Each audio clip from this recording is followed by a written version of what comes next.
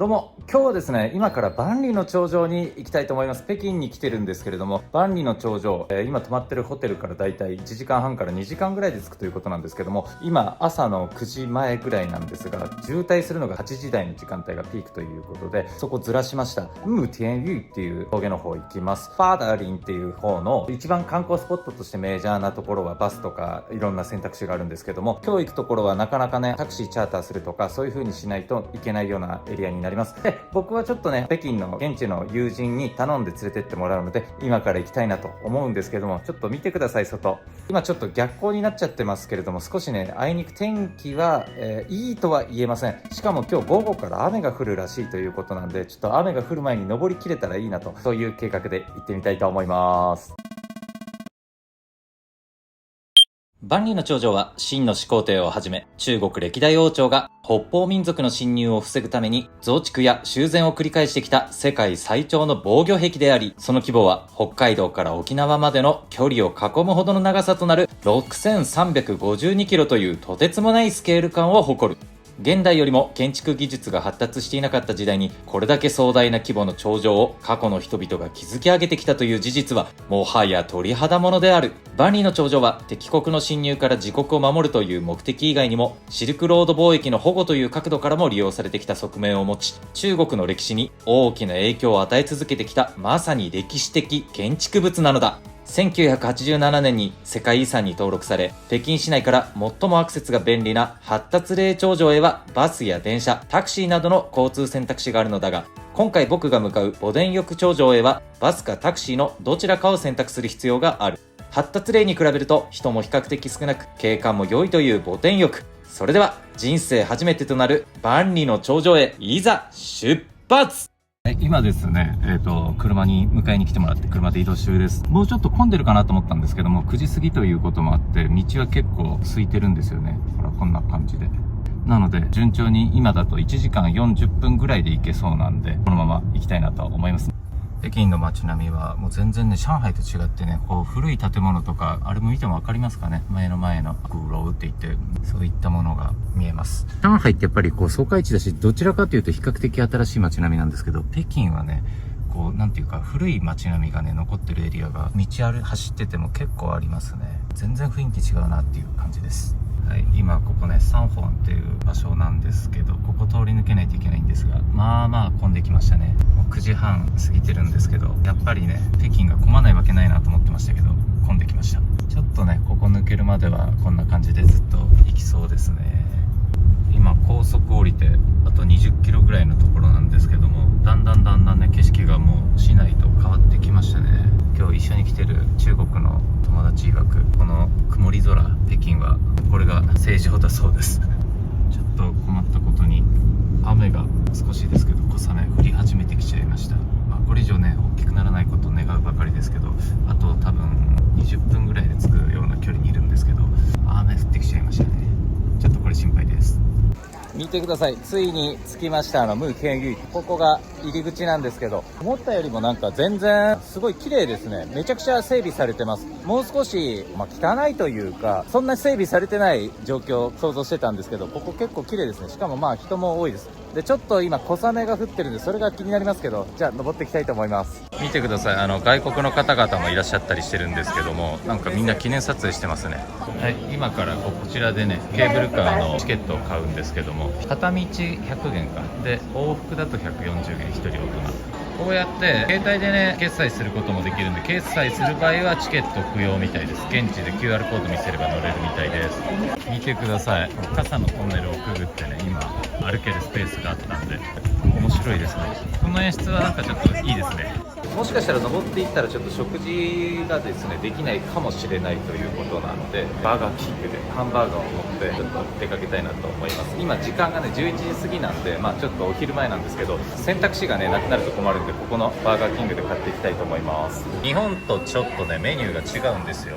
これバーガーキングとかマクドナルドとか全部そうなんですけど、国によってねちょっとずつ味とか選択肢が違うんですよね。結構中国はなんか鶏を使ったメニューとかも結構あるんですよね。今入り口からだいたい150メートルから200メートルぐらい歩いてきたところにトイレがあります。なのでここ行っとくことをおすすめします。というのが頂上の中にもいろいろと何箇所かあるんですけれどもなんか可愛らしいですね。今入ってきましたこういうの中国っぽいね。はい、何箇所かはね、トイレあるんですけれども、ただ行きたいタイミングで行けるかって別なのと、あとは後ろ見てください。ここがバイドゥーチャーって言ってるケーブルカーまで運んでくれるバス停があるんで、そのバスに乗って今からケーブルカーの駅まで行きたいと思います。もうすごいことになってます。人がめちゃくちゃ、これバス乗るだけでこんだけ人混みです。こんなに人がいると思わなかったわ。すごい人です。はい、こちらのバスに乗って今からケーブルカー乗るんですけれども、すごいですね。もう何台も止まってる。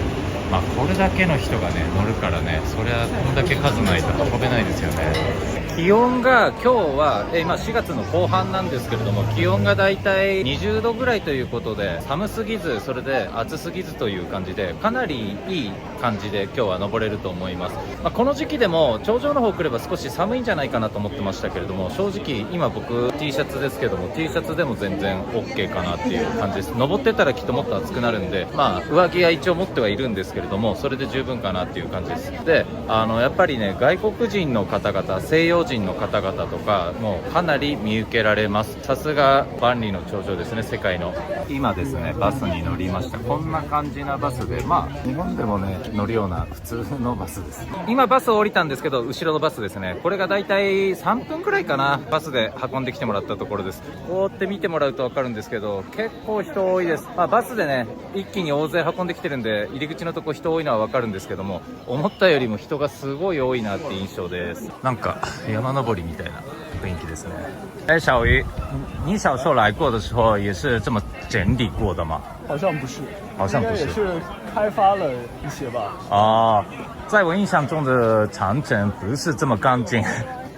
对对对对对。对，但是现在看来很整理。对对，就在开发了啊。景区都是。大概从什么时候开始变得这么干净的呢？就最近10年。ああ。今ですね、さっきのバス降りたところからだいたい100メートルぐらい、150か200メートルもしかしたら登ってるかもっていうところで、ケーブルカーの乗り換えになるんですけど、その前もねすごいもうこんだけ混雑してます。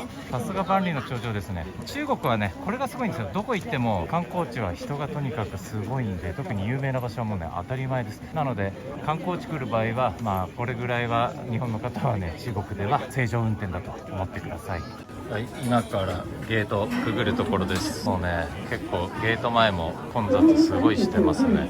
今後ろのゲートをくぐってきたんですけど、こっち側の横の道ですね、これは歩いて渡る人用の道みたいで、僕らが今並んでるこっちが結構並んでるんですけど、これケーブルカーの並びになります。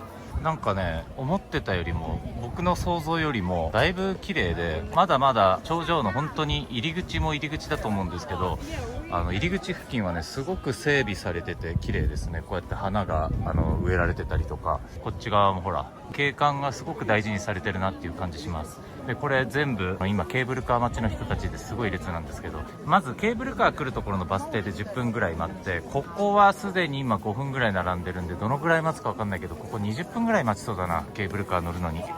こんだけ人いるんで。今ですね下ずーっと並んでて10分ぐらい今も歩いてたんですけど、坂の上の方来たらまだねこれぐらい並ぶことに気づかされて、ちょっと今驚いてるところです。すごいまだまだ行列続きますね。これね今もうすでに10分ちょっとでしょ。だからほんとね20分は待つねこれ。頂上を登るのにこのケーブルカー使わないっていう方法も正直あるんですけど、それだとちょっと今日は雨がいつ大きくなるかわからないんで、今日はちょっとね安全面を見てケーブルカーを使う方向で行こうっていうことでこっちに並んでます。いずれにしてもね結構並ぶっていうのは本当に皆さんもし行かれる方は気をつけてください。こっちはパーダーリンってもう一個のもっとメジャーな観光地に比べるとだいぶ人少ないようなんですよ。こんだけいてもこれでも少ない方らしいんです。でこのムーティエンギュイっていう方の頂上登り、こっちのコースから登るとこれでもねだいぶ人が少ないっていうのと、あとはねパーダーリンっていうところよりも景色がすごく綺麗だだっていうところで、まあそれがねここの特徴です。より綺麗な景色を楽しみたいっていう人は、特に季節的には今の春の季節とか最高なんですよ。中国の人ほら陽気でしょ、全然話変わっちゃうんだけど、中国の人ねカメラに映ると結構ピースしてくれたりとか、自分でもねいろいろこうレアクションしてくれたりとかして面白いですよね。今の場所で言うと2回目なんですよね、こういう長い列に並んでるので、あそこの階段から登っていくじゃないですか。登っていくとこの建物に入ることになるんですけど、上の方を見るとまだね人が並んでんですよ。なのでまだだいぶ並びますね。これちょっと舐めてたわ。30分は並びますね。今ついにですね列の最高階に来た感じですね。もうこれが、この建物がケーブルカーの入り口なんで、ようやく最後のとこまで来てる感じです。下見てみると、見てどれだけ待ったか分かるんですけど、ここがさっき下覗いたところで、さらにこっちの方、この木の影になってるあっちの方が一番最初に並んでたエリアです。だいたいねこれもうほんと30分ぐらい並んでます。であちらが入り口になります。この列で30分待つってことは、そっちの側道の方あるじゃないですか、そっちがね歩ける道なんですね。なのでケーブルカー使わないで30分歩いた方がもしかしたら早いかもしれない。ついに今からケーブルカー乗り込みます。なんかね30分どころか1時間近く待ってたことに今気づきました。めちゃくちゃ早いびっくりするぐらい早かったこれ。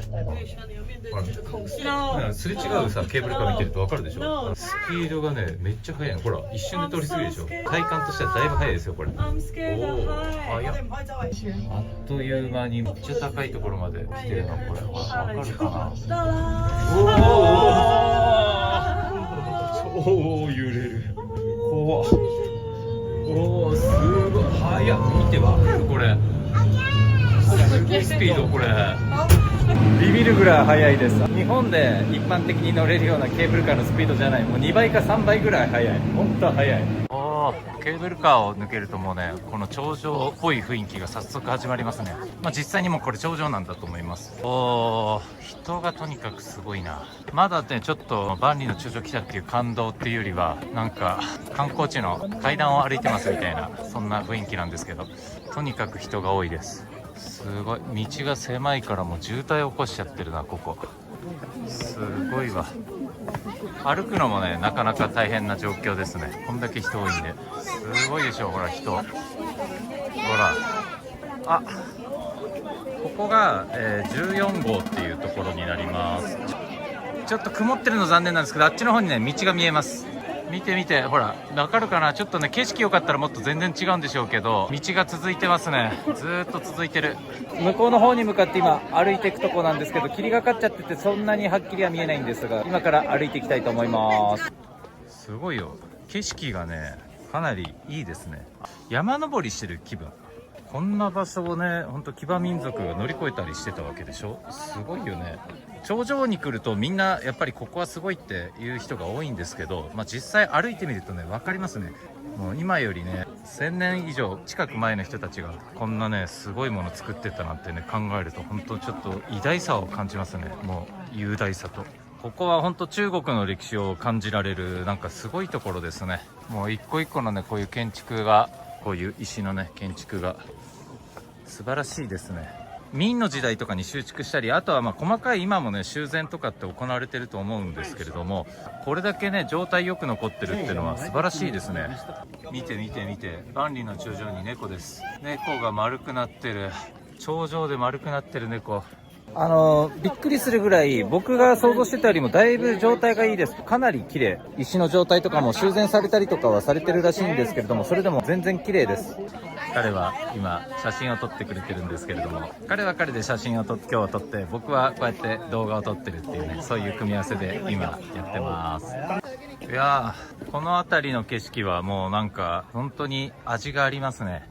道が場所によってやっぱり広かったり、ちょっと細くなる場所もあったりとかっていうところがあるんですけども、ここは比較的開けてる道になります。でその先がこのように続いていく感じですね。なんか歌を歌いながらすれ違ってる観光客がいます。すごいな、なんだろうこれ今ね階段登ってってるんですけど、これ急な角度わかるかな、これほら結構急です。個人的にはちょっと富士山を登ってた時を思い出しますね。ここはフェイチョンウーラオ2っていうロケ地になったみたいで、ほらそこの今紹介が載ってるんですけど、それがこの場所みたいですね。はい、これ見て、ほらこの辺ですね。ここでロケが行われてたみたいです。はい、ここはねちょっと歩くのがすれ違うのがギリギリぐらいのスペースになってますね。すごいわ。あ、でも中がこういう風に向こう側も歩けるようになってて、左右両方で歩けるみたいですね。なので昔はもしかしたら一方通行だったのかもしれない。これこんな感じで外が見れたりするように、向こうも分かりますかね、同じ左右対称の作りになってて、いくつかほら見張り台が、ここからもしかしたら北方民族が通ってくるのをこう見張ってたのかもしれない。みんなちょっと秩序がなくあちらこちらから歩いてくるんで、すごい歩くのが大変ですね。はい、抜けました。まだまだ続きますね。ムーティエンユーってここの頂上は秦の始皇帝の時代っていうよりは550年くらいかなの時代から作られたものを基礎にして、で明っていう時代ですね、その時代にまたこう修築されて補強されたと、そういう場所みたいです。ここはすごい面白い場所です。ここね階段なんですけど、階段がこういう風に降りたらすぐ登る作りになってる。だからきっとね昔の人はこれ馬とかで通りにくいようにこういう風にしてたってことでしょうね。まあ、修築されてこうなってる状況なのか、昔は坂だったのか、それとも最初から階段だったのか、これちょっと分かんないですけども、まあこれはきっとね防衛のためにこういう作りにしてるんだと思いますね。面白い。しかも結構急なの。今邪魔だよって写真撮ってる人に後ろに言われました。もうどこ行っても観光客だらけで写真撮ってるんで邪魔になっちゃうんです。歩くのがなかなか大変です。やっぱりもうみんなねいい場所で取り合いです。いい場所でみんな写真とか動画撮りたいから結構気をつけないと、これ動画とかもね撮ってる人とかは人にぶつかっちゃったりして危ないと思います。僕も結構気をつけながら今撮ってます。前面那个是不是我们今天的镜頭？もしかしたらここのねエリアは角度がかなり急です。わかるかな、今かなり角度あるとこに来てるんですけど、ほら後ろの人がこういう感じで登ってきてる様子で角度わかりますかね。大渋滞です。大渋滞。しかもね結構立ちにくいんですよ、坂が急で。ここからは階段です。階段を一段一段ね登っていくんですけど、まあ、階段の大きさはそんな言うほどでもないです。ただこの階段ちょっと危ないな。ほら何も、支えるものがないので落ちたら結構大変です。とりあえず階段登ってきます。すごいことになってる。なんか目の前塞がれて写真のポーズ撮られました。やっぱここが最後なんだ。ほらほらここまでしか歩けない。違うな、先行ける。ここは多分見張り台か何かだったんだと思うんですけど、どうだろうな、そんなに広いスペースじゃなくて、で渋滞起こしちゃっててちょっと歩かざるを得ないんで止まれないんで進んでいきたいと思います。ここね最後どころじゃなかった。全然まだまだね行ってないな。見える先の道あるじゃないですか、あっち人歩いてるんでまだまだ全然歩けるみたいです。長っ。いやあれねだいぶ遠くに見えるんで、あそこまでさすがに歩けないだろうと思ってたけど、下見るとね歩いてますね。人が歩いてる。すごい全然長く続いてました。多分ねこれ真ん中ぐらいですね。もしかしたらまだまだ続くんで、いやびっくり。まあ確かにそんなたくさん歩いたって感じはしないんですが、混んでる分ね歩きづらいので、だいぶなんていうのかな、もう結構遠くまで来たのかなっていう感覚にはなってたんですよ。なんですけどやっぱり万里の長城そんな簡単には終わらない。この辺もねすごい急なんですよ。立ってる感じだいぶ角度を感じます。なんか足踏ん張らないとまあまあ疲れるっていう、そういう感じです。印象的なのが座ってる方がね結構あちこちにいるんですよ。もう疲れちゃって多分休む場所もないんで、ずっとこういう頂上がずっと続くので、皆さんこうところどころでね休める場所探して座ってます。ここもさっきのね休憩所っていうのかな、同じような作りになってます。这才16号，我以为这边已经是20呢。だんだん近づいてきました。頂上に近づいてきたんですけど、すごい角度だわ。近づいてみるとやっぱり当たり前なんですけど、頂上の上は全然売店とか全然なくて、これ水とか食べ物持ってくるのが正解です。ということで僕もハンバーガー買ってたので今から食べたいと思います。皆さんも頂上の上では食べ物とかね持参しないとちょっとお腹空いても食べるものないと思うんで、こういうの持ってきた方がいいと思います。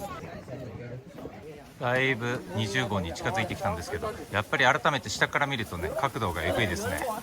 水が売ってます。さっきも1箇所あったんですけど、まあ本当に種類はそんなないけどいくつか売ってたりする場所がありました。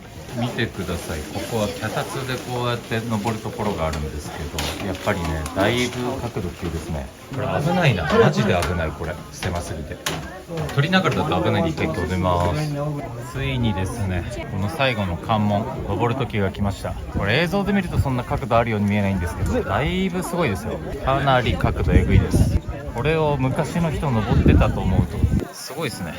これは確かにね簡単には乗り越えてこれないよ。こんな場所がもうずっと延々と続くんでしょう。これはね敵は遊牧民はなかなか乗り越えられない。乗り越えるのがねとてつもなく難しいんだと思います。だからこの城壁がいかに歴史で守ってきたかっていうね、本当にそれを物語ってますね。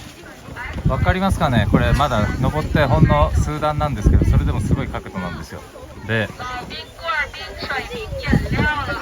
こういう感じでね結構えぐい角度の階段をこの先ずっと一番トップのところまで登っていくようなことが続きます。見てくださいこの角度。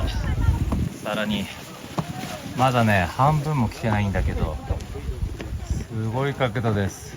すごいでしょこれ。やばいよ角度。雨が降ってきました。やばい、雨が降ってきました。もうちょっとで着くんですけど、かなり疲れてきてます。これはね体力自慢の人でもまあまあ疲れると思いますよ。あとまあ3分の1ぐらいかな残ってます。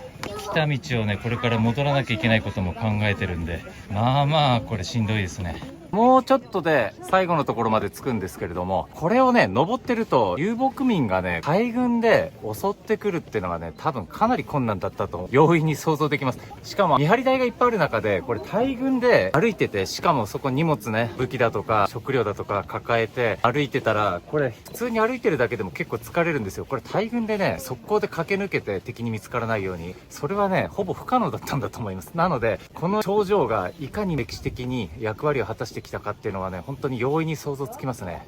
今頂上付近なんですけども、もう頂上登るところで降りる人が優先で今降りてる状況で、登る人は今ちょっと通行止め食らってる状況で、富士山の頂上付近と同じような頂上渋滞が起こってます。今ですね雨がちょっと強くなってきたんでレインコート出して、もうほんとね最後のとこなんだけどなかなか登れないんで待ってます。角度がすごすぎてもう降りる人がね捕まりながら、ああいう状況じゃないと登ったり降りたりできないんですよ。ちょっとねどれだけ急かっていうのが見ればわかると思います。いよいよ自分の登る番が近づいてきました。ご覧の通りもうねあまりに急すぎるのと狭いので、一人一人ああやって並んで登るしかないんですよ。順番待って。おーすごいやばい、これマジでこれここの階段急急なんてもんじゃないよこれ。ここは危ない。これね今捕まりながら登ってんですけど、もうとてつもなく急です。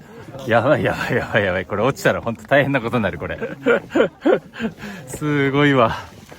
うわびっくり、これ超危ない。危ない危ない危ない、超危ない。うわやった。